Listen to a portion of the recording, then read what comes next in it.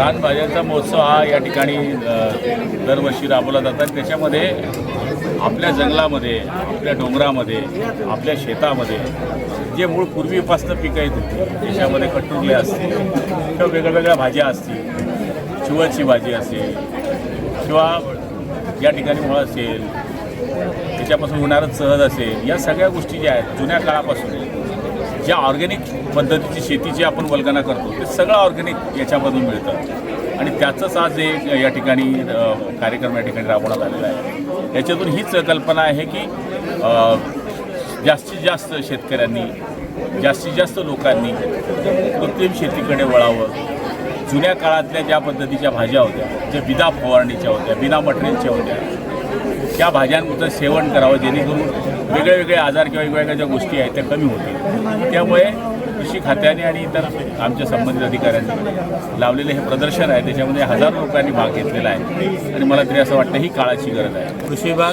कृषी तंत्रज्ञान व्यवस्थापन आत्मा, कृषी विज्ञान केंद्र ममुराबाद आणि पाल तसेच रोटरी क्लब वेस्ट यांच्या संयुक्त विद्यमाने मागील 5-6 वर्षापासून आपण ऑगस्टच्या 9 तारखेपासून ते 15पर्यंत या दरम्यान रानभाजी महोत्सव आयोजित करत असतो।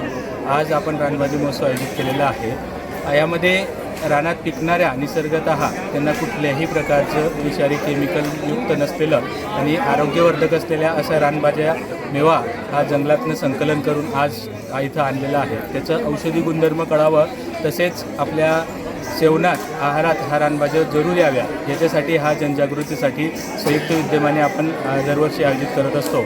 यामध्ये जवळपास 55 ते 60 गट सामील झालेले आहेत आणि विविध प्रकारच्या रानभाज्या त्यांनी आणलेल्या आहेत।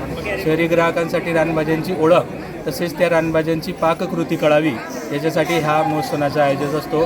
ह्या महोत्सवामध्ये माननीय पालकमंत्री महोदय आणि जिल्हाधिकारी महोदय तसेच आमदार महोदय यांनी सुद्धा उपस्थिती दर्शवलेली आहे आणि आपण बघू शकतात की अतिशय उत्साहवर्धक वातावरणात आपण हा रानभाज्याचं महत्त्व, गुणधर्म शहरी ग्राहक जाणून घेत आहे आणि त्यांची खरेदी पण करत आहेत। आता भाज्यांची निम्म्याहून जास्त खरेदी झालेली आहे आणि हा रानभाजी महोत्सव पुढील आठवड्यात संपूर्ण तालुका स्तरावर सुद्धा राबवण्यात येत आहे। तरी माझी सर्व शेतकरी बांधव आणि ग्राहकांना विनंती राहील की आपण या रानभाजी महोत्सवाचा आनंद घ्यावा आणि आपल्या आहारात वर्षातून एकदा पिकल्या जाणाऱ्या निसर्गतः रानभाज्याचा सेवन करावं, जेणेकरून त्याच्यापासून मिळणारे औषधी गुणधर्म आपल्याला वर्षभरासाठी हे उपयोगी येतील।